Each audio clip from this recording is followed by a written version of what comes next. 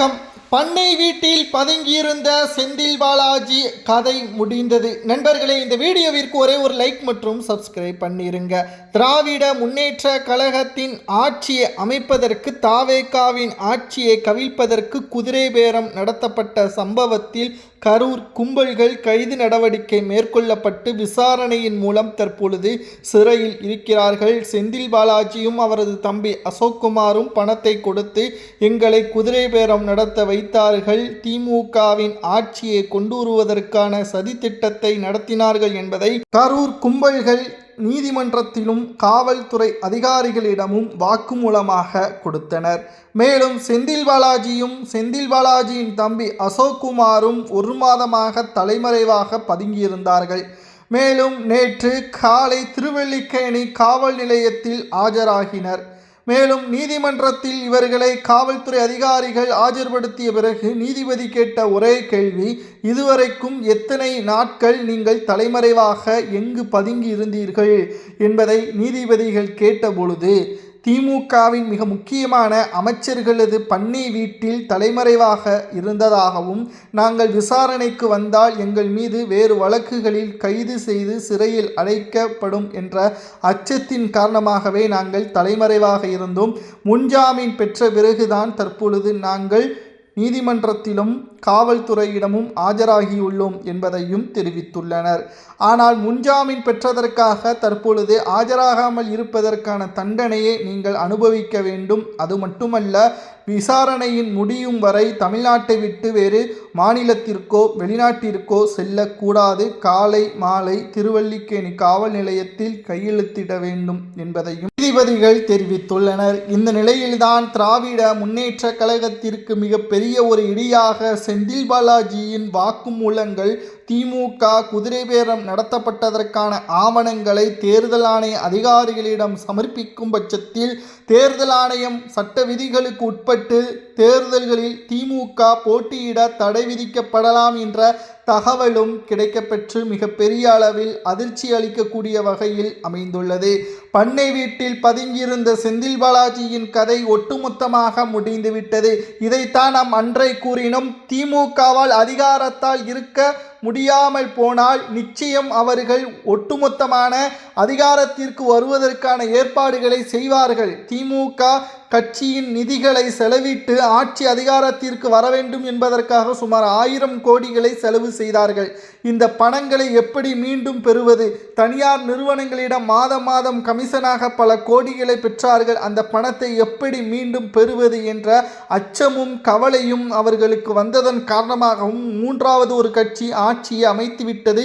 இதுவரைக்கும் திமுக அதிமுக என்று இருந்த போட்டி தற்பொழுது மூன்றாவதாக ஒரு கட்சி வந்து ஆட்சி அதிகாரத்திற்கு வந்து ஊழலும் கிடையாது, லஞ்சமும் கிடையாது, நியாயத்திற்கு மட்டும்தான் இங்கு தீர்ப்பு என்பதற்கேற்ப அரசியல் கட்சிகளுக்கு ஆப்பு வைக்கும் விதமாக தமிழக வெற்றி கழகத்தின் தலைவர் மற்றும் முதல்வர் விஜய் அவர்களது பொறுப்பேற்ற பிறகு தமிழ்நாட்டில் லஞ்சம் இல்லாத ஒரு மாநிலமாக உருவாக்க வேண்டும் என்பதுதான் இலக்கு என்று தெரிவித்த பிறகு இதுவரைக்கும் லஞ்சம் வாங்கிய மாஜி அமைச்சர்கள், எம்எல்ஏக்கள் மற்றும் நிர்வாகிகள் அனைவரையும் கூண்டோடு சிறையில் அடைக்க முயற்சிகளை மேற்கொள்ள திட்டம் போட்டது மு.க. ஸ்டாலினுக்கும் செந்தில் பாலாஜிக்கும் தெரிந்துவிட்டது.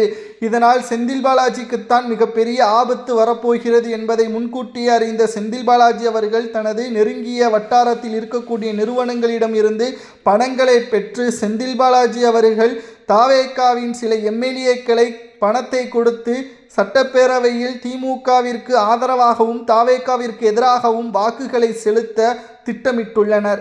ஆனால் 10 கோடி கொடுத்தாலும் சரி, 100 கோடி கொடுத்தாலும் சரி, ஒருபோதும் எங்கள் அண்ணன் விஜய் அவர்களுக்கு துரோகம் செய்ய மாட்டோம் என்று தாவேகாவின் எம்எல்ஏக்கள் அந்தர்பல்ட்டி அடித்ததால் செந்தில் பாலாஜியின் கரூர் கும்பல்கள் மிரட்டலும் செய்தனர். அப்பொழுதும் மசியாமல் நாங்கள் எப்பொழுதுமே முதல்வர் விஜய் அவர்களுக்கு ஆதரவாகத்தான் செயல்படுவோம் என்பதை தெரிவித்த பிறகு ஒட்டுமொத்தமான ஓட்டத்தை பிடித்த கரூர் கும்பல்கள் வாக்குமூலம் கொடுக்கப்பட்டு தற்பொழுது கைது செய்யப்பட்டு செந்தில் பாலாஜி தலைமறைவாக இருந்தது உண்மைதான் என்பதும் நீதிமன்றத்தில் நேரடியாக அனைத்து ஆதாரங்களையும் திருவல்லிக்கேணி காவல்துறை அதிகாரிகள் சமர்ப்பித்துள்ளனர். தற்பொழுது இந்த வழக்கு விசாரணை டெல்லி சிறப்பு சிபிஐ நீதிமன்றத்தில் விசாரணைக்கு ஏற்றுக்கொள்ளப்படுமா அல்லது சென்னை உயர்நீதிமன்றத்தில் இந்த வழக்கு நடத்தப்படுமா என்பதுதான் தற்பொழுது கேள்விக்குறி. எப்படி இருந்தாலும் தேர்தல் ஆணையம் சட்ட விதிகளுக்கு உட்பட்டு இவர்களது ஒட்டுமொத்தமான செயல்பாடுகள் தற்பொழுது அதற்கான தண்டனை, கட்சிக்கு நடவடிக்கை எடுக்க வேண்டும், தேர்தல் அங்கீகாரத்தை ரத்து செய்ய வேண்டும், 10 ஆண்டுகள் தேர்தலில் போட்டியிடாதவாறு உத்தரவை பிறப்பிக்க வேண்டும் என்ற பல்வேறு விதிமுறைகளையும் தேர்தல் ஆணையம் இவர்கள் மீது சுமர்த்தப்பட வேண்டும் என்று தாவேகாவின் வழக்கறிஞர்கள் கூறியுள்ளனர். இது நடந்தால் நடைபெறக்கூடிய இடைத்தேர்தல், உள்ளாட்சி தேர்தல், நாடாளுமன்ற தேர்தல் என்று அடுத்த 10 ஆண்டுகள் இவர்கள் தேர்தலையே சந்திக்க முடியாதவாறு ஒட்டுமொத்தமான தேர்தல் ஆணையத்தின் உத்தரவு நீதிமன்றத்திற்கு கடிதங்கள் மூலமாக சமர்ப்பிக்கப்பட்டால் நிச்சயம் மு.க. ஸ்டாலின் அவர்களது நிலைமை மிகப்பெரிய அளவில் மனவேதனை அடையக்கூடிய வகையில் அமைந்துவிடும். திராவிட முன்னேற்றக் கழகத்திற்கு மிகப்பெரிய ஒரு சிக்கலாக, திராவிட முன்னேற்றக் கழகத்தின் ஆட்சியை இழந்த போதிலும் எதிர்க்கட்சியாக சிறப்பாக செயல்படலாம் என்ற எண்ணம் ஒருவர் கூட வரவில்லையா? திமுக ஆட்சி அதிகாரத்தில் அப்படி என்ன அவர்களுக்கு மோகம் என்ற கேள்விகளும் தற்பொழுது கேட்கக்கூடிய வகையில் அமைந்துள்ளது. ஆட்சி அதிகாரத்தில் இல்லாத காரணத்தினால் நிதிகளை பெற முடியவில்லை, அதிகாரத்தை பெற முடியவில்லை. தாவேகாவின் ஆட்சி இருந்தால் நிச்சயம் வரக்கூடிய 20 ஆண்டுகளில் ஆட்சி அமைக்க முடியாது என்ற பயத்தினால் தற்பொழுது திமுகவிற்கு எதிராகவே செந்தில் பாலாஜி போட்ட திட்டம் இவர்களுக்கு ஒட்டுமொத்தமான பாதிப்பை ஏற்படுத்திவிட்டது. தாவேகாவின் ஆட்சியை கவிழ்த்து விடலாம் என்று போட்ட திட்டம் திமுக ஆட்சிக்கு வர முடியாத அளவிற்கு தேர்தல் ஆணையத்தின் உத்தரவு தற்பொழுது பிறப்பிக்கப்பட உள்ளது. இதனால் செந்தில் பாலாஜி அவர்கள் மிகப்பெரிய அளவில் தலைமறைவாக இருந்த போதிலும் ஒட்டுமொத்தமான வழக்கு விசாரணை நாளுக்கு நாள் ஆபத்தான நிலைமைக்கு செல்லக்கூடிய காரணத்தினால் முன்ஜாமீன் பெற்று திருவல்லிக்கேணி காவல்துறை அதிகாரிகளிடம் தற்பொழுது சரணடைந்துள்ளார். ஆஜர்படுத்தப்பட்ட செந்தில் பாலாஜிக்கு திடுக்கிடும் கேள்விகளை கேட்ட பிறகும் அடுத்த 60 நாட்கள் நிச்சயமாக காவல்துறைக்கு ஒத்துழைப்பை வழங்க வேண்டும், காலை மாலை 2 வேளை கையெழுத்திட வேண்டும் என்று நீதிபதிகள் பிறப்பித்துள்ள உத்தரவு தாவேகாவினர்களால் வரவேற்கப்பட்டுள்ளது. திமுக இப்படிப்பட்ட மிகவும் மோசமான ஒரு கட்சியாக மக்களுக்கு நன்மை செய்திருந்தால் மக்களை நீங்களே முதல்வராக தொடருங்கள் என்று உத்தரவை பிறப்பித்திருப்பார்கள் வாக்குகளை செலுத்தி. ஆனால் நீங்கள் செய்த துரோகமும் மக்களுக்கு செஞ்சிய அநீதியும் தான் தற்பொழுது உங்களை எதிர்க்கட்சியாக வரவழைத்து கொளத்தூர் தொகுதியில் மு.க. ஸ்டாலினை தோல்வியடைய வைத்துள்ளது என்பதையும் ஆதாரப்பூர்வமாக நம்மால் பார்க்கவும் முடிகிறது. 2026 சட்டசபை தேர்தல் தோல்வியடைந்து 5 ஆண்டுகள் எதிர்க்கட்சியாக மக்களுக்கு நன்மை செய்திருக்கலாம். ஆனால் தற்பொழுது ஒட்டுமொத்தமாக குதிரை பேரம் நடத்தி தாவேகாவின் ஆட்சியை கவிழ்ப்பதற்கு சதித்திட்டம் போட்ட செந்தில் பாலாஜியின் ஒட்டுமொத்தமான கதையும் திமுகவின் கதை முடியும் என்ற செய்தியும் சமூக வலைதளங்களில் வைரலாக பரவி வருகிறது. இது மு.க. ஸ்டாலின் அவர்களுக்கு பேரதிர்ச்சியை ஏற்படுத்தக்கூடிய வகையிலும் அமைந்துள்ளது. நிச்சயம் திராவிட முன்னேற்றக் கழகத்திற்கு இது தேவைதானா? செந்தில் பாலாஜி அவர்களுக்கு அதிகபட்ச தண்டனை என்ன வழங்கலாம் என்பதை மக்களாகிய நீங்கள் தான் கமெண்ட் வாயிலாக கூற வேண்டும்.